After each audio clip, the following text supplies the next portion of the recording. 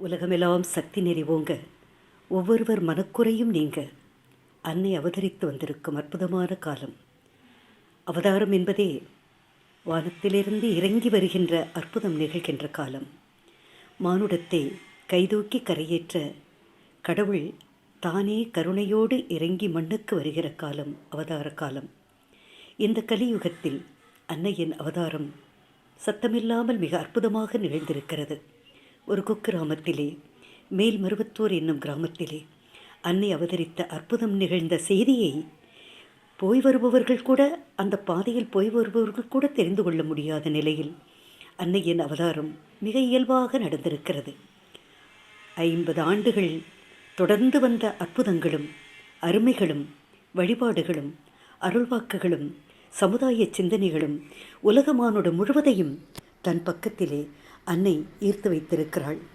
அன்னையின் அருளாசியை அனைத்துலக மக்களும் பெற அம்மா அவதாரமாகி வந்திருக்கும் காலத்தின் 79ஆம் ஆண்டு வருகின்ற மார்ச் 3ஆம் தேதி அன்னையின் அருளாசியை அனைத்து மக்களும் பெற அம்மா ஆன்மீக ஜோதி வடிவிலே இந்த உலகம் முழுவதும் அமைந்திருக்கக்கூடிய 6000க்கும் மேற்பட்ட மன்றங்கள், 56க்கும் மேற்பட்ட சக்தி பீடங்கள், அனைத்து இடங்களிலும் ஆன்மீக ஜோதி ஏற்றப்படுகிறது. அம்மாவினுடைய அருள் நினைவு வந்தாலே ஜோதிதான் நினைவுக்கு வரும். எப்படி ஆண்டின் தொடக்கம் என்பது தைப்பூச ஜோதியாக அரும்புகின்றதோ, அதே போல ஆண்டினுடைய இறுதி எப்படி நவராத்திரியின் அகண்டமாக ஜோதி பிரகாசிக்கிறதோ, அதற்கு இடையே தெய்வம் அவதரித்து வந்த ஆன்மீக ஜோதி முன்னும் பின்னுமாய், வடக்கும் தெற்குமாய், தெற்கும் வடக்குமாய், கிழக்கு மேற்குமாய், மேற்கும் கிழக்குமாய், என் திசைகளுக்கும் ஒளியூட்டுகின்ற, உலக மக்கள் யாவரின் உள்ளங்களிலும் ஒளியேற்றுகின்ற, உலக மக்கள் யாவருக்கும் நம்பிக்கையும் நன்மையும் நலனும் அற்புதங்களும் அருமைகளும் செய்கின்ற அற்புதமான ஆன்மீக ஜோதி. இந்த ஜோதி குக்கிராமங்களில் கூட ஏற்றப்படுகிறது. ஒவ்வொருவரும் மனம் நினைந்து இந்த ஜோதியை ஏந்தி செல்லுபவர்களானாலும் சரி, அந்த ஜோதியை சுடவிட்டு பிரகாசிக்கின்ற அந்த ஜோதி எந்தெந்த மனைகளுக்கெல்லாம், எந்தெந்த வீதிகளுக்கெல்லாம், எந்தெந்த வியாபார ஸ்தலங்களுக்கெல்லாம், ஒரு சின்னஞ்சிறு குடிசையாக இருந்தாலும் சரி, மிக கோடீஸ்வரர்களின் வீடாக இருந்தாலும் சரி, எல்லா இடங்களுக்கும் இந்த ஜோதி செல்லுகிற பொழுது அந்த மனையினுடைய பல தகாத காரியங்களும் சூழல்களும் சில தேவையற்ற ஈர்ப்புகளும் இருந்தாலும் அவற்றையெல்லாம் வெளித்தள்ளுகின்ற வாய்ப்பை இந்த ஜோதியின் அற்புதம் நிகழ்கிறது. இதை சுமந்து செல்லக்கூடிய ஒவ்வொரு இளைஞனும் கவனமாக கருத்தாக அதை தூக்கிச் செல்லுகின்றான். பெரும்பாலும் இந்த ஜோதியை தூக்கிச் செல்லுகின்ற காரியத்தை, கையில் எடுத்து ஏந்தி செல்லுகின்ற காரியத்தை வீதியில் ஓம் சக்தி பராசக்தி குருவடி சரணம் திருவடி சரணம் என்று சொல்லியபடியே ஏந்தி செல்லுகின்ற பொழுது அந்த வீதியினுடைய தேவையற்ற சில சிந்தனைகளும் செயல்பாடுகளும் கருத்துக்களும் உலவுகின்ற அந்த வீதியை கூட தூய்மைப்படுத்தி விடுகிறது அம்மாவினுடைய ஆன்மீக ஜோதி.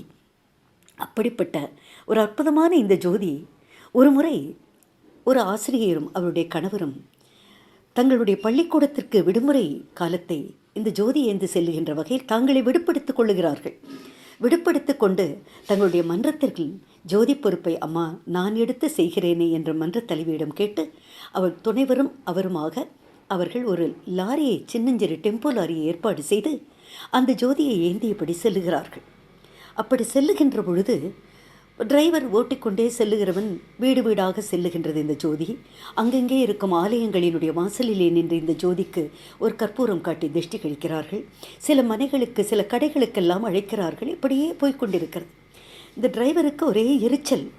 வண்டியை ஓட்டினோமா முடித்தோமா என்று இல்லாமல் இப்படி வீடு வீடாக, வீதி வீதியாக, கடை கடையாக, கோயில்களின் வாசலெல்லாம் நின்று வருகிறார்கள் என்று அவனுக்கு ஒரு சலிப்பும் வெறுப்பும் இருந்தாலும் ஓட்டிக்கொண்டு செல்லுகிறான். செல்லுகின்ற வழியிலே ஓரிடத்திலே ஒரு கொஞ்சம் ஆழமான ஏதோ ஒரு காரியத்திற்காக தோண்டி வைத்திருக்கிறார்கள். அந்த பள்ளத்தில் வண்டியினுடைய சக்கரம் இறங்கிவிட்டது. என்ன செய்வது என்று தெரியவில்லை. டிரைவருக்கு ஒரே எரிச்சல். இந்த ஆசிரியை அந்த நிற்கிற இடத்திலேயே பள்ளத்தில் இறங்கி இருக்கிறது இந்த ஜோதியினுடைய வண்டி என்பதை கூட பொருட்படுத்தாமல் அந்த பகுதியில் இருக்கக்கூடிய கடைவாசல்களில் எல்லாம் சென்று அம்மாவினுடைய ஆன்மீக ஜோதி சக்தி, அவதார பெருந்தெய்வத்தின் ஆன்மீக ஜோதி சக்தி, இந்த தரிசனத்தை செய்து கொள்ளுங்கள், இந்த தரிசனம் செய்து கொள்ளுங்கள் என்று சொல்லியபடியே எல்லா கடைவாசலிலும் வீட்டு வாசல்களிலும் நின்று அவர்கள் அழைத்தார்களா இல்லையா என்று கூட அந்த ஆசிரியை பார்க்கவில்லை. எல்லா இடங்களுக்கும் இருபுறமும் இப்புறமும் அப்புறமுமாய் அந்த வீதியின் இருபுறங்களில் ஓடிவிட்டு நேரே ஜோதியோடு வருகிறார்கள்.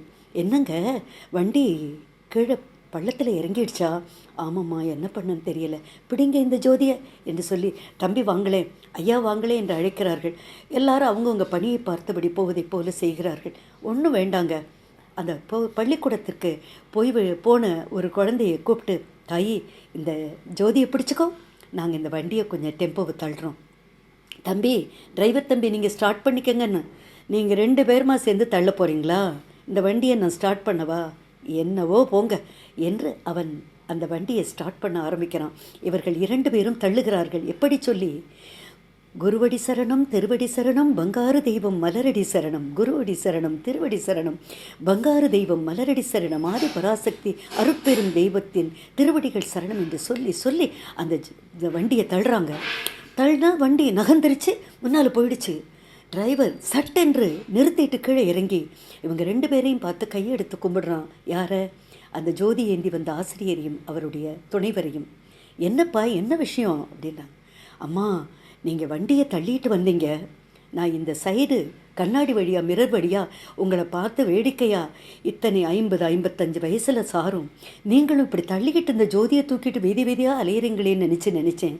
நீங்கள் வண்டியை தள்ள ஆரம்பித்த உடனேயே உங்கள் பின்னால் சிவப்பு வேட்டியை மடித்து கட்டி கொண்டபடியே ஒருத்தர் வெள்ளை சட்டை போட்டு பின்னாலேயே வந்தவர் உங்களோடு சேர்ந்து அவர் ஓரத்தில் இருந்து அந்த வண்டியை தள்ளின பிற்பாடுதாமா இந்த வண்டி மொத்தமாக தூக்கி வச்ச மாதிரி வந்து விழுந்துச்சு. தூக்கி வச்ச மாதிரி அப்படி ரோட்டு மேலே வந்து உட்காந்தது. எனக்கு பதறி போயிட்டேன். ஏன்னா நீங்கள் வீடு வீடாக கொடுத்த அந்த படங்களையும் ஒன்று கொடுத்தீங்களா, அதை என்கிட்டையும் ஒன்று கொடுத்தீங்களா, அதை ஓரமாக ஸ்டியரிங் பக்கத்தில் வச்சுருந்தேன்.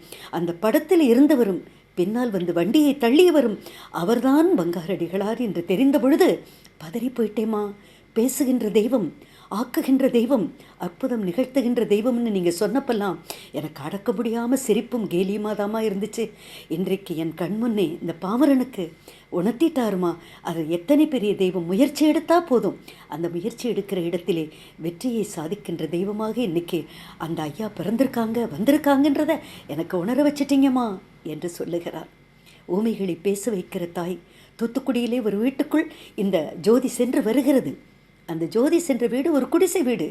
அந்த வீட்டுக்குள்ளே அந்த பிள்ளை பள்ளிக்கூடத்துக்கு போகிற பிள்ளை கூப்பிட்றான். சார் எங்கள் வீட்டுக்கு வாங்கலேன் சக்தி, எங்கள் வீட்டுக்கு ஜோதி எடுத்துகிட்டு வாங்கலேன்னு கூப்பிட்றான். அந்த தூத்துக்குடி இளைஞர்களே, அவர்கள் எந்தெந்த வீட்டுக்கு போகணுமோ வீட்டுக்குள்ளே போக முடியாமல் இருக்குது, ரொம்ப குறுகலான வாசலாக இருக்கேன்னு முதல்ல ஜோதியை உள்ளே தள்ளி பின்னால் அந்த இளைஞர்கள் உள்ளே போகிறாங்க. அவங்க உள்ளே போகையில் நெருக்கை அடிச்சுக்கிட்டு அந்த வீட்டுக்குள்ளேருந்து ஏதோ இருட்டாக வெளியே ஓடுது. இவர்கள் உள்ளே போனவுடன் அந்த வீட்டின் குழந்தை ஓம் சக்தி என்று பெண் குழந்தை 4 வயசு பிள்ளை சத்தம் போடுது. இந்த குடும்பம் மொத்த குடும்பமும் ஆதிபராசக்தின்னு சத்தம் போடுது. இவங்க அம்மாவுடைய அங்கே படம் இருக்குது, சாமி படமெல்லாம் இருக்குது, மற்ற சாமி அதெல்லாம் காமிச்சிட்டு இவங்க அந்த ஜோதியை எல்லாரையும் கும்பிட்டுக்கங்கம்மா அப்படின்னு சொல்கிறாங்க. எல்லோரும் விழுந்து கும்பிடுறாங்க. என்ன சொல்கிறாங்க? பேசாத எங்கள் குழந்தை, இத்தனை நாளும் ஒரு வார்த்தை கூட பேசாத குழந்தை இந்த ஜோதியை பார்த்து ஓம் சக்தின்னு சொல்லிடுச்சுங்கன்னு ஊமைகளை பேச வைக்கிற தாய் என்று உலகம் முழுவதும் அறியப்பட்ட காட்சி இன்றைக்கு இது நிகழ்கிறது. இந்த ஜோதி வருகின்ற தொடர் ஓட்டமாக வரும் பாருங்க. இன்றைக்கு தமிழகத்தினுடைய பல வீதிகளில் பெருஞ்சாலைகளில் எல்லாம் அங்கவலமாகவும் இந்த ஜோதி ஓட்டமாகவும் இளைஞர்களும் பெரியவர்களும் ஆண்களும் பெண்களும் மேற்கொள்ள கொண்ட அந்த முயற்சி இன்றைக்கு 4 வழி சாலைகளாய், 8 வழி சாலைகளாய், 6 வழி சாலைகளால், பெருஞ்சாலைகளாய் இன்றைக்கு உருவானது. அம்மாவினுடைய அருட்ஜோதி ஓட்டமும் அங்கவலமாக வந்த இளைஞர்களினுடைய அரிய முயற்சிகளும் எல்லாம் இன்றைய இந்த தமிழகத்தினுடைய வாழ்வை, இந்திய தேசத்தினுடைய சாலை வழிகளை, நதி ஓட்டங்களை எல்லாம் சீர்படுத்தி இருக்கிறது என்று நாங்கள் உள்ளூர நினைந்து மகிழ்ச்சி அடைகிறோம். அம்மாவினுடைய இந்த அருட்ஜோதி வருகிற வழிகளிலே சில சித்தர்கள் எல்லாம் நின்று கண்டு கையெடுத்து கும்பிட்டு ஆசி வழங்கி கொண்டு அப்படியே அவர்கள் மறைந்து போகின்ற காட்சியெல்லாம் திருநெல்வேலி, தூத்துக்குடி, கன்னியாகுமரி மாவட்ட இளைஞர்களுக்கு அந்த அற்புத காட்சி கிடைத்திருக்கிறது. டெல்லியிலே அம்மாவினுடைய ஆன்மீக ஜோதியை எடுத்து சென்று அங்கே பயணப்பட்டு வந்தபொழுது இளைஞர்களுக்கு அங்கிருந்த ஒரு சீக்கியர் அவர்களை எல்லாம் அழைத்தவர்களுக்கு டீ கொடுத்து அவர்களை அன்று இரவு அந்த ஜோதியோடு அங்கே தங்க வைத்த பொழுது அவர் சொல்லுகிறார், எதற்கு இந்த ஜோதியை தூக்கி கொண்டு இப்படி வந்திருக்கிறீர்கள் என்று அவர்கள் அவர் அந்த சீக்கியர் டீக்கடை வச்சிருந்தவர் கேட்டப்போ, எங்கள் அவதார பெருந்தெய்வம் ஆதிபராசக்தி என்னும் உலக உயிர்குலத்தினுடைய உலக மானுடத்தினுடைய உலகத்தின் எல்லா நிலைகளையும் படைத்து வழிநடத்துகின்ற அந்த மூலப்பொருள் தாய் இன்றைக்கு பங்காரடிகளார் என்னும் அருட்வடிவமாக அவதரித்திருக்கிறாள். அந்த அருட்காட்சியை, அந்த அருள் அவதாரத்தின் அற்புதத்தை உலக மக்கள் எல்லாம் தரிசித்து மகிழ நாங்கள் ஒரு ஜோதியின் வடிவாக உங்களுக்கு முன்னால் கொண்டு வந்திருக்கிறோம், வணங்கிக்கங்க ஐயான்னு. அவர் வணங்கிட்டு அப்படியே கும்பிட்டுட்டு ராத்திரி படுத்துருக்கிறாராம். காலையில் எழுந்தது வேக வேகமாக குளித்து எல்லாம் பண்ணி அம்மா அந்த ஜோதி முன்னால் உட்காந்து அவர் தியானம் இருக்கிறது போல் உட்காந்துருக்காராம். இந்த இளைஞர்கள் எல்லாம் எழுந்து எல்லாம் வேக வேகமாக பரவி, என்னங்க எங்களுடைய சீக்கிய மதத்தினுடைய குருவாக நாங்கள் நினைக்கிற எங்கள் குருநானக் அவர்கள் சொல்லுகிறார், வந்திருக்கின்ற ஜோதி பெருஞ்சோதி, இந்த ஜோதியை வணங்கிக்கோ, இதுதான் உலக உயிர்குலத்தினுடைய பெருஞ்சோதி. இந்த ஜோதியின் வடிவாக விளங்குகின்ற அடிகளார் என்னும் அந்த அவதார பெருந்தெய்வம்தான் இன்றைக்கு எங்களை போன்ற ஞானிகளையும் முனிவர்களையும் ரிஷிகளையும் சித்தர்களையும் உலக உயிர்குலம் காக்க எங்களை படைத்து அனுப்பியவர். அவர்தான் இன்றைக்கு ஜோதியாக உன் கடைக்கு வந்திருக்காரு. இங்கே எங்கெல்லாம் இந்த ஜோதியை கூட்டிகிட்டு போக முடியுமோ கூட்டிகிட்டு போ, எல்லா வீடுகளுக்கும் அழைச்சிட்டு போ என்று எங்கள் குருநானக்கு எங்கள் குருதெய்வம் ஆசி வழங்கினார்கள்.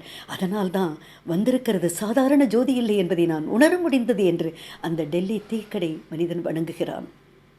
எங்கெங்கெல்லாம் இந்த ஜோதியின் அற்புதத்தை உணர முடிகிறதோ வணங்க முடிகிறதோ வாய்ப்பு கிடைக்கிறதோ வீட்டுக்குள் அழைத்து செல்லுகின்ற பொழுதே அந்த வீட்டின் இருள்தன்மை மறைகிறது, தீய சக்திகள் விலகுகிறது, மனத்தின் குறைகள் நீங்குகிறது, மங்கள செய்திகள் மிகுகிறது, மங்கள வாழ்க்கை பெருகுகிறது. மனத்தின் இருளை அகற்றுகின்ற தாய், கண்ணொளி காப்பாய் போற்றுவோம், கருத்தொளி தருவாய் போற்றுவோம், அருள்வொளி செய்வாய் போற்றுவோம், அன்பொளி கொடுப்பாய் போற்றுவோம்.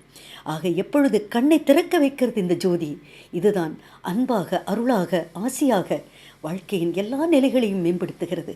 அந்த அருள் ஒளி வழங்குகின்ற ஜோதி, அந்த அற்புத ஆன்மீக ஜோதி, உலக உயிர்குலத்தை காக்கும் ஜோதி 3ஆம் தேதி வருகின்ற மார்ச் 3ஆம் தேதி அம்மாவின் அருட்ஜோதி அவதார பெருந்தெய்வத்தின் அருள் வடிவாக மறுவூர் மண்ணிலே நின்று லட்சக்கணக்கான மக்கள் அந்த நாள் முழுவதும் தரிசனம் செய்கிற அருள் வாய்ப்பை தருகிறாள் அம்மா.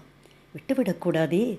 எங்கள் மனையிருள் போக்க வந்த தாயே, எங்கள் மனையிருள் போக்க வந்த தாயே, எங்கள் அறிவின் இருளை போக்க வந்த தாயே, எங்கள் அகந்தைகளையும் அகங்காரங்களையும் அகற்ற வந்த தாயே, எங்கள் அறிவிலும் ஆற்றலிலும் செயலிலும் சிந்தனையிலும் வாழ்வின் ஒவ்வொரு சின்ன சின்ன அணுவிலும் நீ துணையிருந்து வழிநடத்தி வலிமை சேர்க்க வேண்டுமம்மா என்று இருக்கும் இடத்திலிருந்து வேண்டிக் கொள்ளுகின்ற நம்முடைய மனைக்கே அந்த ஜோதியை அழைக்கிறோம்.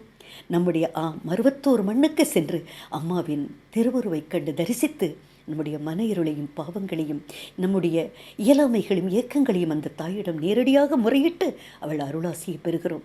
வாய்ப்பை விட்டு விடலாமா? பெற்றுக்கொள்வோம். அம்மாவின் அவதார காலத்தில் கிடைக்கும் இந்த அற்புதத்தை நாம் அருள்ஜோதி வடிவிலே பெற்று மகிழ்வோம். ஓம் சக்தி. என்ன தவம் யான் செய்தே